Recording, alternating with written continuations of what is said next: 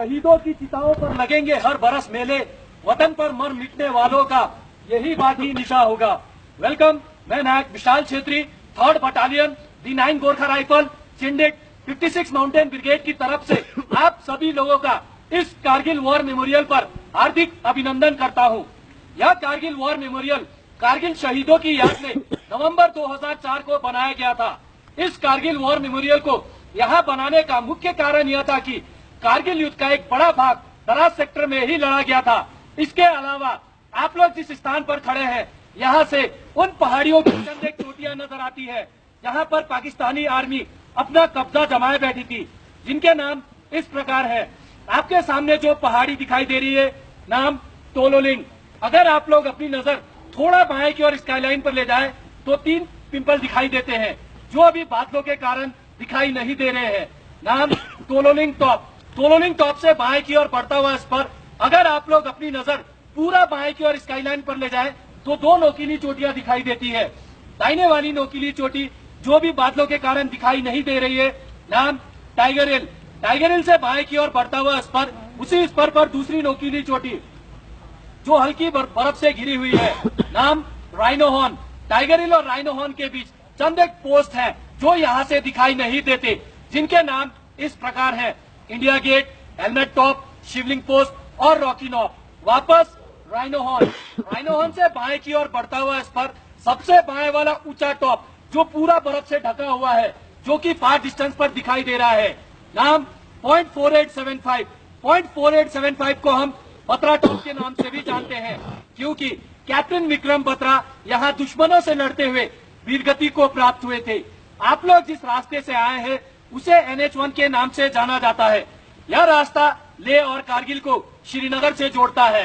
घुसपैठ होने के मुख्य कारण यह थे कि शिमला समझौते के तहत 1972 में भारत और पाकिस्तान के बीच यह एग्रीमेंट साइन हुआ था कि विंटर के सीजन में दोनों देश की सेनाएं LOC को छोड़कर कम बर्फीले वाले स्थान पर चले जाएंगे, क्योंकि सर्दियों के मौसम में दोनों देशों की सेनाओं को यहाँ रहने में काफी मुश्किलें होती थी। सर्दियों के मामले में यह स्थान विश्व में दूसरे और एशिया में प्रथम स्थान पर माना गया है। 9 जनवरी 1995 में यहाँ का टेम्परेचर -60 डिग्री सेल्सियस रिकॉर्ड किया गया था।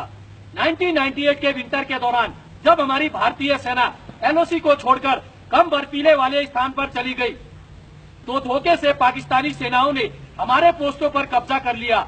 99 के समर के दौरान जब हमारी भारतीय सेना दोबारा अपने पोस्टों पर गई, तो देखा गया कि पाकिस्तान आर्मी के 3 इन्फेंट्री ब्रिगेड तकरीबन ऐसी 400 चोटियों पर अपना कब्जा जमाए बैठे थे। यह इलाका गुमरी से लेकर साउथ ग्लेशियर तक तकरीबन 150 किलोमीटर एरिया कैप्चर किया हुआ था। कारगिल युद्ध 20 मई 1999 को शुरू हुआ और 26 जुलाई 1999 को समाप्त हुआ। इसीलिए प्रत्येक वर्ष 26 जुलाई को विजय दिवस के रूप में इस कारगिल वॉर मेमोरियल पर मनाया जाता है। आप लोगों के सामने तोलोलिंग पहाड़ पर दुश्मन अपना कब्जा जमाए बैठा था। भारतीय सेना की ओर से तोलोलिंग पर कैप्चर करने के लिए 18 ग्रेनेडियर बटालियन को डिटेल किया गया। 18 ग्रेनेडियर बटालियन द्वारा ऑपरेशन को लॉन्च किया गया, परंतु दुश्मन की अच्छी पोजीशन और प्रभावित फायर के कारण बटालियन की मूवमेंट को रोक दी गई। मूवमेंट केवल अंधेरी रात और खराब मौसम में ही सफल हो सका। काफी दिनों के संघर्ष के बाद बटालियन अपना फॉर्मेस बनाने में सफल रही। 18 ग्रेनेडियर बटालियन का साथ देने के लिए 2 राजपूताना राइफल को डिटेल किया गया। दोनों ही बटालियनों ने अच्छी प्लानिंग के साथ 20 मई से लेकर 13 जून 1999 तक चले संघर्षपूर्ण ऑपरेशन के दौरान अलग अलग दिशाओं से हमला किया, दुश्मन को मुंहतोड़ जवाब दिया और दोबारा तोलोलिंग पर कैप्चर किया। इस ऑपरेशन के दौरान भारतीय सेना को काफी नुकसान उठाना पड़ा। इस ऑपरेशन के दौरान भारतीय सेना के 4 ऑफिसर, 3 जूनियर कमीशन ऑफिसर और 33 जवान वीरगति को प्राप्त हुए। तोलोलिंग पर अपना कैप्चर करने के बाद भारतीय सेना का ध्यान सीधा टाइगर हिल की तरफ गया, क्योंकि वहां बैठा दुश्मन डायरेक्ट NH1 पर प्रभावित फायर डाल रहा था, जिससे हमारी सेना की कॉन्वॉय और सिविल गाड़ियों को आने जाने में काफी मुश्किलें हो रही थी। टाइगर हिल पर कैप्चर करने के लिए भारतीय सेना की ओर से 18 ग्रेनेडियर बटालियन और 8 सिख बटालियन को डिटेल किया गया। दोनों ही बटालियनों ने अच्छी प्लानिंग के साथ 3 जुलाई से लेकर 8 जुलाई 1999 तक चले संघर्षपूर्ण ऑपरेशन के दौरान तीनों दिशाओं से हमला किया और दोबारा टाइगर हिल पर कैप्चर किया। इस ऑपरेशन के दौरान भारतीय सेना को काफी बड़ा नुकसान उठाना पड़ा। इस ऑपरेशन के दौरान भारतीय सेना के 1 ऑफिसर, 4 जूनियर कमीशन ऑफिसर और 30 जवान वीरगति को प्राप्त हुए और 120 जवान घायल हुए। इसी ऑपरेशन के दौरान 18 ग्रेनेडियर बटालियन के ग्रेनेडियर योगेंद्र सिंह यादव की महान बहादुरी और अदम्य साहस को देखते हुए उन्हें परमवीर चक्र से सम्मानित किया गया और उन्हीं के party commander lieutenant Balwan Singh की महान बहादुरी को देखते हुए उन्हें महावीर चक्र से सम्मानित किया गया। पॉइंट 4875 को हम बत्रा टॉप के नाम से भी जानते हैं।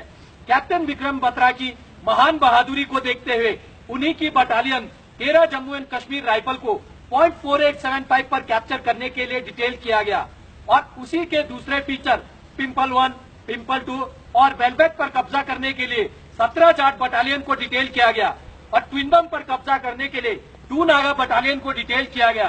तीनों ही बटालियनों ने अच्छी प्लानिंग के साथ 4 जुलाई से लेकर 10 जुलाई 1999 तक चले संघर्षपूर्ण ऑपरेशन के दौरान चारों दिशाओं से हमला किया, दुश्मन को मुंहतोड़ जवाब दिया और दोबारा तीनों पोस्टों को अपने कब्जे में किया।